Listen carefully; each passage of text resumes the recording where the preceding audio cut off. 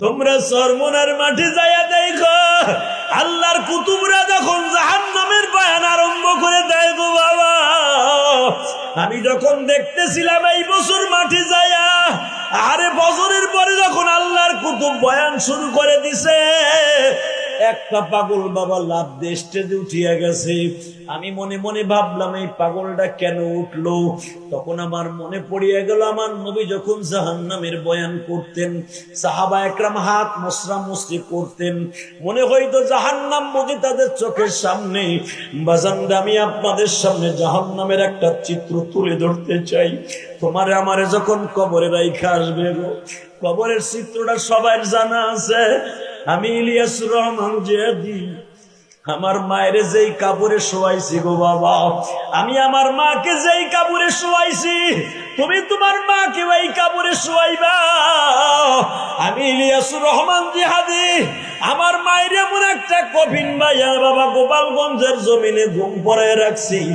যখন কবরে তোমার আমার ছুঁয়ে আসবে গো বাবা, 1 লাখ টাকার খাট বাদ দিয়া বাবা, হাজার হাজার লক্ষ লক্ষ টাকার টাইলস করে ঘর বাদ দিয়া মাটির ঘরে যখন রেখে আসবে, 2 জন ফেরেশতা যখন তোমার কবরে ঢুকবে, আরে 2 জন কবর যখন তোমার কবরে ঢুকবে, পায়ের কাছ দিয়ে প্রথম তারা ঢুকবে, মাথার কাছ দিয়ে ঢুইকা বাবা প্রথম টানটা দিয়ে যখন কাপড়টা টান দিয়ে খুলে ফেলবে, কবরটা তখন টান দিয়ে কাপড়টা খুলিয়া ফেলবে, বুকের উপরে পাড়া দিয়া বলবে মার রব্বুকা ওয়া মান দীনুকা ওয়া মান নাবিয়ুকা।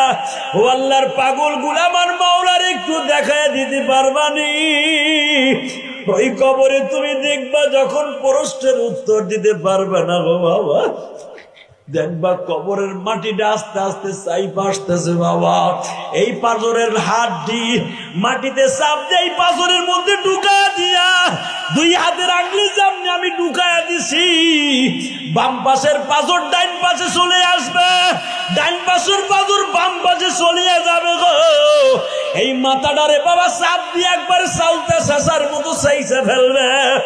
আরে বাবা প্লাস্টিক যখন পুরাই একবার মাওয়ার মতো বানায় ফেলায়, তোমার এই মাথাটারে জাতা দিয়া বাবা একবার প্লাস্টিকের মতো গালায় ফেলবে।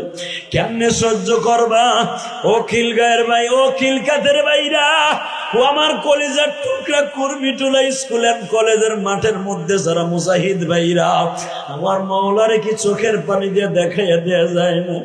যদি তোমাদের পাও 2টা দললে নামাজটা পড়তা, পাও 2টা দললে মায়ের খেদমত করতা, বাবার খেদমত করতা, এই স্টেজের ভিতরে আমি তোমার পাও 2টা ধরে বলতাম, মায়ের সাথে বিয়াদবি করিস না, বাবার দিকে চোখটা গরম করে তাকাইস না। তুই কি একটা বারো চিন্তা করে দেখছো তোমার বাবা বেতন পাইতো মাত্র 300 টাকা? আজ থেকে 30 বছর আগের কথা ভাইবা দেখো না, তোমার বাবা বাজান পামরুটি কিনে ঠিক মতো খায় নাই,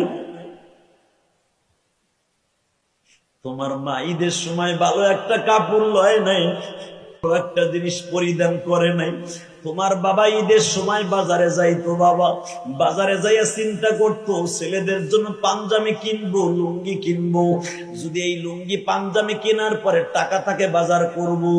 একবার টাকার দিকে তাকায় আর একবার পাঞ্জাবি লুঙ্গির দোকানের দিকে তাকায়, আল্লাহু আকবার বলো। পাঞ্জাবি লুঙ্গির দিকে তাকাইয়া বাবা ফেল ফেল করে চোখের পানিটা ছেড়ে দিয়ে কয়, মালিক বেতনের টাকা পাই 300 টাকা, ঈদের বাজার করলে যদি 200 টাকা চলিয়া যায়, 100 টাকা দিয়ে কেমনে ছেলে মেয়েদেরকে আমি মার্কেট করে দিব?